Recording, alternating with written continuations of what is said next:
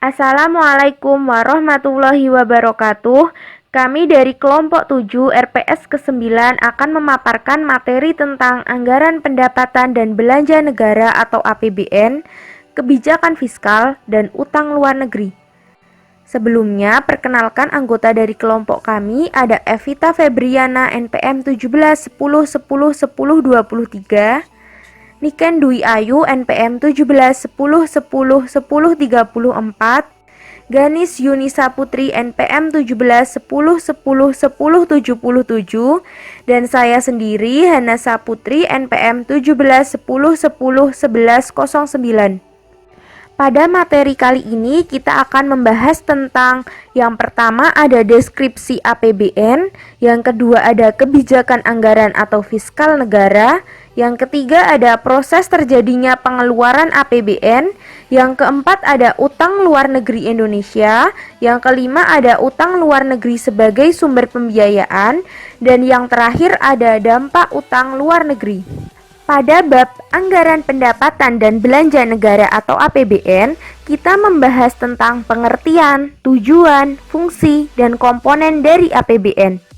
Menurut Undang-Undang Nomor 17 Tahun 2003, anggaran pendapatan dan belanja negara atau APBN adalah rencana keuangan tahunan pemerintah negara yang disetujui oleh Dewan Perwakilan Rakyat atau DPR.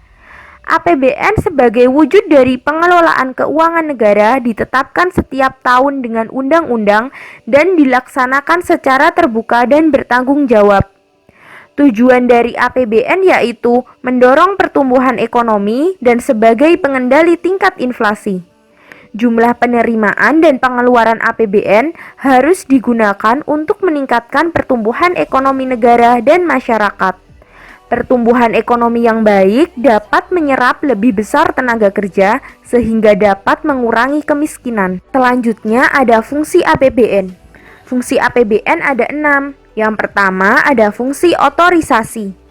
Anggaran negara menjadi dasar untuk melaksanakan pendapatan dan belanja pada tahun yang bersangkutan. Yang kedua ada fungsi alokasi. Pemerintah harus membagikan pendapatan yang telah diterima ke pos-pos belanja yang telah ditetapkan di dalam APBN. Pengalokasian tersebut penting artinya bagi keberhasilan pertumbuhan ekonomi suatu bangsa. Fungsi yang ketiga ada fungsi perencanaan. Dengan APBN, pemerintah dapat merencanakan untuk menciptakan dan meningkatkan kemakmuran rakyat.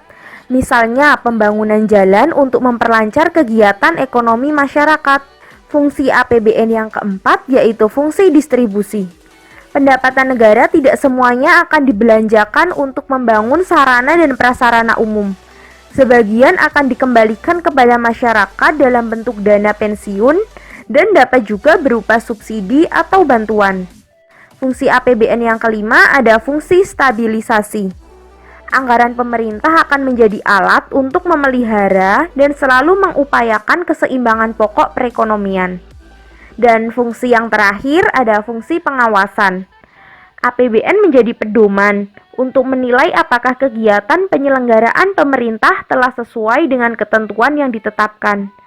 Dengan demikian, penyusunan APBN memudahkan rakyat untuk menilai tindakan pemerintah dalam menggunakan uang negara. Selanjutnya ada komponen APBN.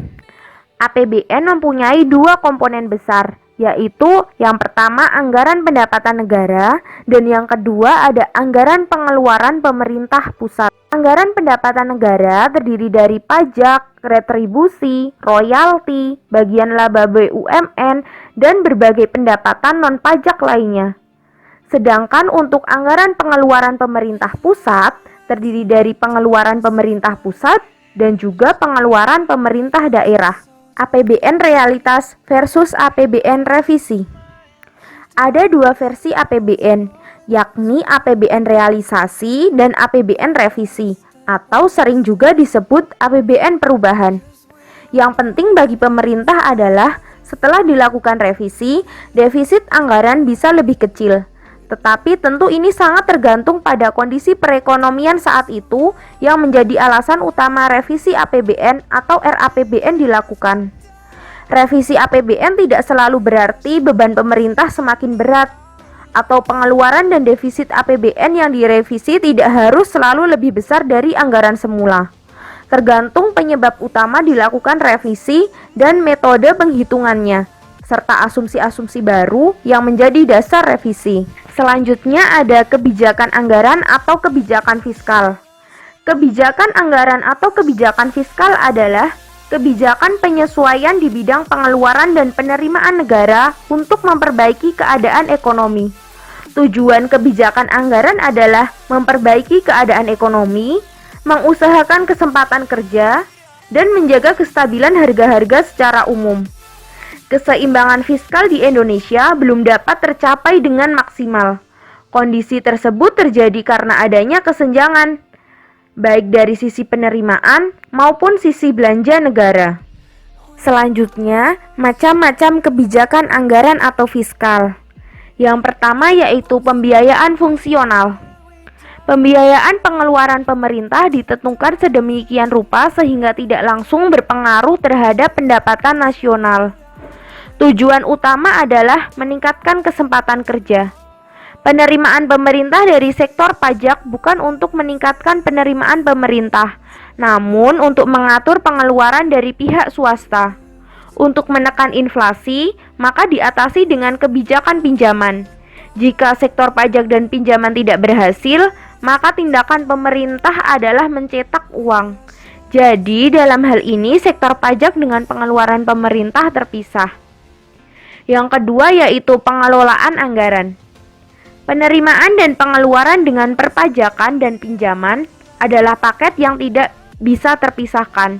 Dalam penjelasan Alvin Hansen, untuk menciptakan anggaran yang berimbang, maka diperlukan resep bahwa jika terjadi depresi, maka ditempuh anggaran defisit. Dan jika terjadi inflasi, maka ditempuh anggaran belanja surplus. Yang ketiga ada stabilisasi anggaran otomatis. Dalam stabilisasi anggaran ini, diharapkan terjadi keseimbangan antara pengeluaran dan penerimaan pemerintah tanpa adanya campur tangan langsung pemerintah yang disengaja. Dalam hal ini, pengeluaran pemerintah ditekan pada asas manfaat dan biaya relatif dari setiap paket program.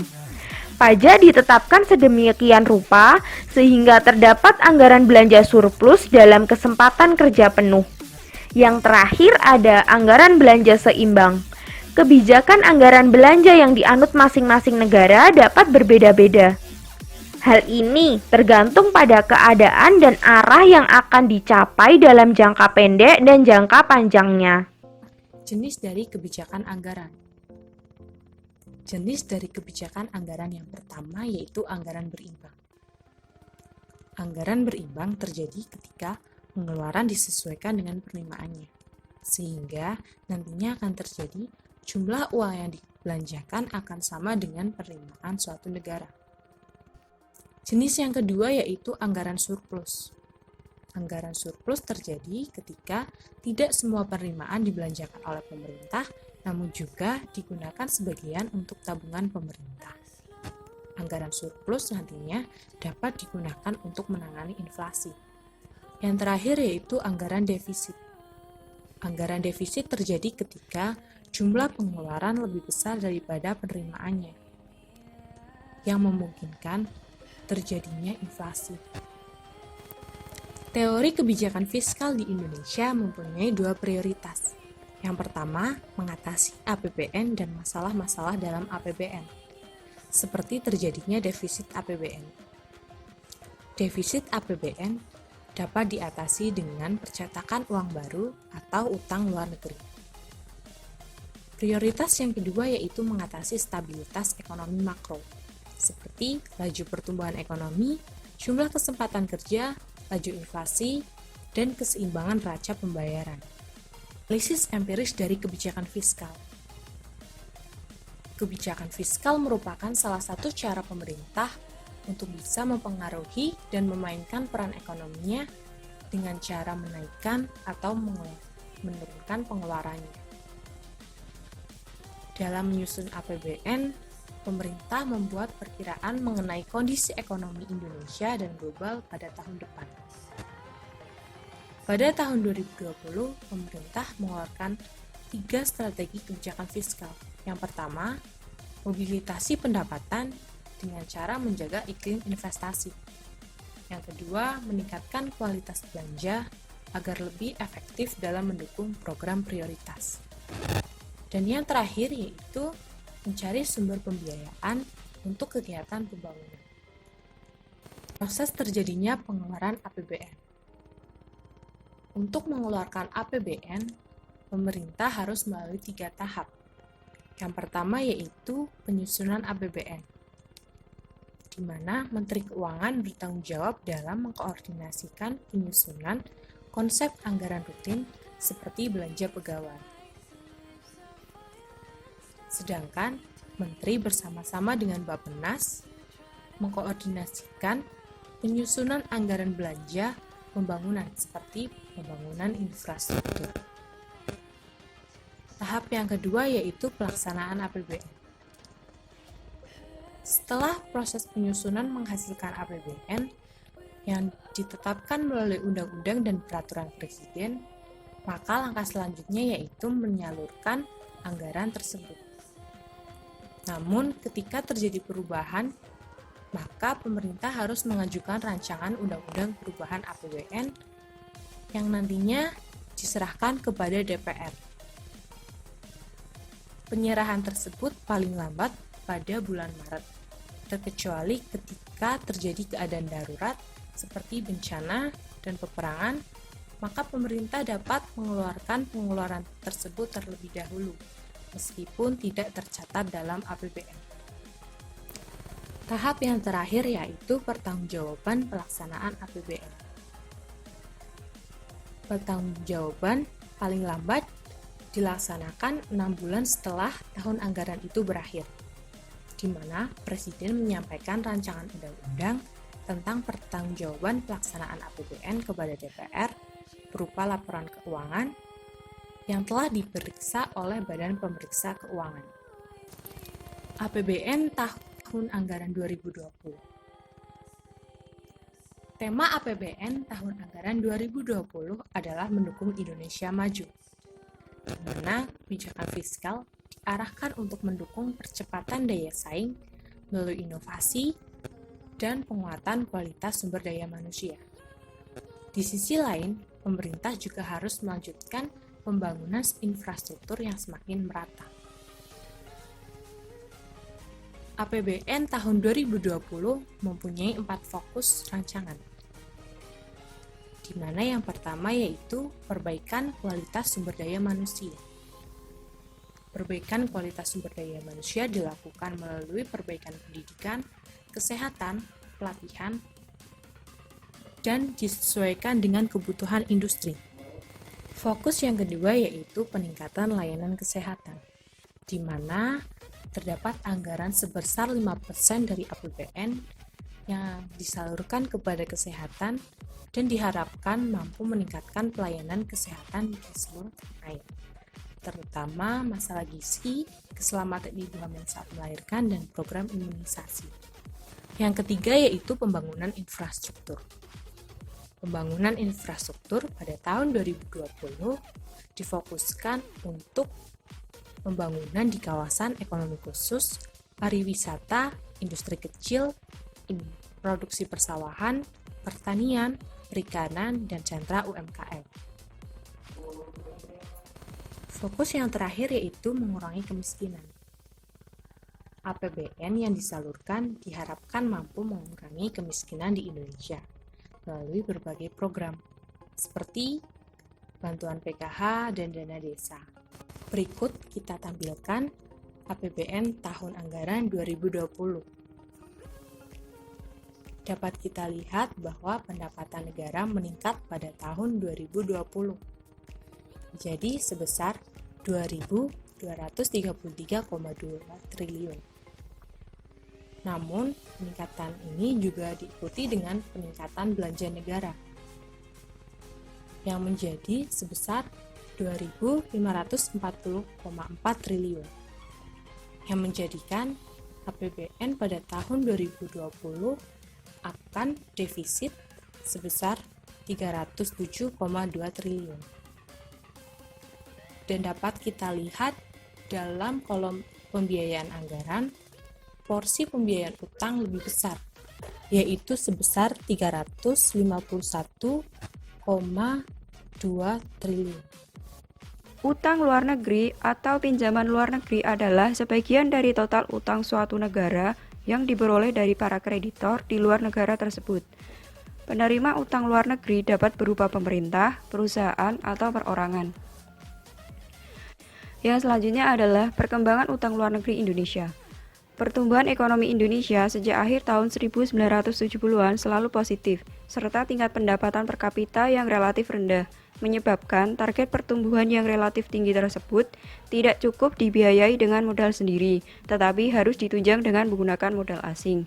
Karena semakin pesatnya pembangunan dan terbatasnya kemampuan pemerintah, maka pinjaman oleh luar negeri dibatasi. Yang selanjutnya adalah grafik utang luar negeri Indonesia pada tahun 2019. Akhir Januari 2019, utang luar negeri Indonesia menembus 5.400 triliun rupiah seiring tumbuhnya utang luar negeri pemerintah dan swasta. Pada bulan April 2019, utang luar negeri Indonesia naik 8,7% pada posisi 389,3 miliar US dollar atau setara dengan 5.583,72 triliun. Posisi ini itu pada saat kurs rupiah itu setara dengan 14.343 rupiah per US dollar. Kenaikan utang luar negeri pada bulan April ini lebih tinggi dibandingkan pada bulan Maret 2019 sebesar 7,9% menjadi 387,88 miliar US dollar. Peningkatan utang luar negeri disebabkan oleh transaksi penarikan neto utang luar negeri dan penguatan nilai tukar rupiah terhadap dolar Amerika Serikat, sehingga utang dalam rupiah tercatat lebih tinggi dalam denominasi dolar Amerika Serikat. Pada November 2019, utang luar negeri tembus 401,4 miliar US dollar atau setara dengan 5.614 triliun. Posisi ini tumbuh 8,3% dibandingkan periode yang sama tahun lalu sebesar 372,7 miliar US dollar. Utang luar negeri November 2019 didominasi oleh utang pemerintah dan Bank Indonesia sebesar 201,4 miliar US dollar. Sedangkan utang luar negeri swasta dan badan usaha milik negara sebesar 201,1 miliar US dollar. Utang luar negeri ini berperan untuk menyokong pembiayaan pembangunan dengan meminimalisasi resiko yang dapat mempengaruhi stabilitas perekonomian. Menurut Bank Indonesia, struktur utang luar negeri Indonesia tetap sehat meskipun nilainya meningkat. Selain itu, struktur utang luar negeri Indonesia tetap didominasi oleh utang luar negeri berjangka panjang yang memiliki pangsa 86,2% dari total utang luar negeri. Yang selanjutnya adalah pengaruh utang luar negeri Indonesia pada cadangan devisa tahun 2019. Di tengah arus modal asing yang kembali mengalir ke dalam negeri, cadangan devisa justru harus tergerus hingga $0,5 miliar dolar Amerika Serikat lebih selama Januari 2019. Bank Indonesia mencatat, cadangan devisa Indonesia turun 120,1 miliar US dollar pada Januari 2019 dari 120,7 miliar pada akhir Desember 2018. Penurunan ini terutama dipengaruhi oleh pembayaran utang luar negeri pemerintah. Meskipun begitu, Bank Indonesia menyatakan cadangan devisa masih dalam level yang aman. Cadangan devisa cukup membiayai 6,7 bulan impor atau 6,5 bulan impor serta pembayaran utang luar negeri pemerintah. Bank Indonesia menilai cadangan devisa tersebut mampu mendukung ketahanan sektor eksternal serta menjaga stabilitas makroekonomi dan sistem keuangan. Pada November 2019, cadangan devisa meningkat menjadi 129,2 miliar US dollar. Peningkatan ini didorong oleh penarikan utang luar negeri pemerintah. Penyebab utama suatu perspektif teori. Krisis utang luar negeri yang dialami dunia pada tahun 1980-an sangat berdampak pada negara berkembang, di mana negara berkembang harus menyesuaikan ekonomi mereka dengan program penyesuaian atas desakan Bank Dunia untuk mendapatkan pinjaman. Tingginya utang luar negeri dari banyak negara berkembang disebabkan terutama oleh 3 jenis defisit. Yang pertama yaitu defisit transaksi berjalan, defisit investasi, dan defisit fiskal. Yang selanjutnya yaitu analisis empiris utang luar negeri. Besarnya utang luar negeri pada saat krisis ekonomi tahun 1997 sampai tahun 1998 memaksa pemerintah untuk mengatur secara khusus atau mengubah paradigma soal penanganan PLN di dalam GBHN tahun 1999 sampai 2004, khususnya untuk utang luar negeri pemerintah. Sejak saat itu, kebijakan fiskal dijadikan andalan oleh pemerintah untuk menekan ketergantungan terhadap utang luar negeri melalui penerbitan obligasi. Selanjutnya yaitu kegiatan untuk mengurangi ketergantungan utang luar negeri. Yang pertama, mengurangi secara bertahap pembiayaan pembangunan dengan memakai utang luar negeri, yang merupakan selisih antara pencairan pinjaman baru dan pembayaran pokok utang. Sejalan dengan peningkatan penerimaan dalam negeri, tingkat utang luar negeri diupayakan menurun setiap tahunnya. Yang kedua yaitu membenahi mekanisme dan prosedur pelaksanaan PLN, termasuk perencanaan, proses seleksi, pemanfaatan, dan pengawasannya. Utang luar negeri pemerintah harus dikelola secara transparan dan selalu dikonsultasikan dengan DPR dan diatur dengan undang-undang. Yang ketiga yaitu memanfaatkan pinjaman secara optimal sesuai dengan prioritas pembangunan dan dilaksanakan secara transparan, efektif, dan efisien. Yang keempat yaitu mengkaji kemampuan setiap proyek dan mempertajam prioritas pengeluaran anggaran dengan memperkuat pengawasan yang sistemik, utamanya bagi proyek-proyek yang dibiayai dari utang luar negeri. Yang kelima yaitu meningkatkan kemampuan diplomasi dan negosiasi untuk memperoleh jangka waktu dan pola persyaratan yang memudahkan proses pencairan dan memperingan beban pembayaran. Yang keenam yaitu melakukan restrukturisasi ULN, termasuk permohonan pemotongan utang dan penjadwalan kembali utang luar negeri dengan para donor secara transparan dan dikonsultasikan dengan DPR. Dalam upaya restrukturisasi utang, proyek-proyek yang sudah disetujui pendanaannya namun mengalami hambatan dalam persiapan pelaksanaannya ataupun kinerja pelaksanaannya sangat buruk, maka proyek-proyek tersebut akan dibatalkan. Yang selanjutnya yaitu utang luar negeri sebagai sumber pembiayaan pembangunan nasional. Banyak negara berkembang dan negara miskin mempunyai sumber daya alam yang melimpah, namun belum digunakan secara maksimal, dan memiliki sumber daya manusia yang banyak namun belum mencapai kualitas sumber daya manusia yang tinggi. Untuk mengolah sumber dayanya, sehingga pemerintah negara berkembang dan negara miskin mencari bantuan modal baik dalam negeri maupun luar negeri untuk membiayai pembangunan di negaranya, seperti pembangunan infrastruktur, pembangunan pengolahan sumber daya, dan sebagainya. Selanjutnya, dampak utang luar negeri terhadap pembangunan nasional, yaitu ada jangka pendek dan jangka panjang. Jangka pendeknya yaitu utang luar negeri mampu menutupi defisit APBN sehingga pemerintah mampu melaksanakan pembangunan dengan dukungan modal yang relatif besar sehingga ekspansi fiskal dapat dilakukan untuk meningkatkan laju pertumbuhan. Jangka panjangnya yaitu utang luar negeri dapat menimbulkan permasalahan ekonomi pada banyak negara debitur di mana adanya beban ekonomi yang harus diterima rakyat pada saat pembayaran kembali. Juga beban psikologis politis yang harus diterima oleh negara debitur akibat ketergantungannya dengan bantuan asing. Yang terakhir yaitu solusi terhadap utang luar negeri. Pertama, meningkatkan daya beli masyarakat, yaitu melalui pemberdayaan ekonomi pedesaan dan pemberian modal usaha kecil seluasnya. Yang kedua yaitu meningkatkan pajak secara progresif terhadap barang mewah dan impor. Yang ketiga yaitu konsep pembangunan yang berkesinambungan dan melepaskan secara bertahap ketergantungan utang luar negeri. Yang keempat yaitu menggalakkan kebanggaan akan produksi dalam negeri, meningkatkan kemauan dan kemampuan ekspor produk unggulan, dan membina jiwa kewirausahaan masyarakat.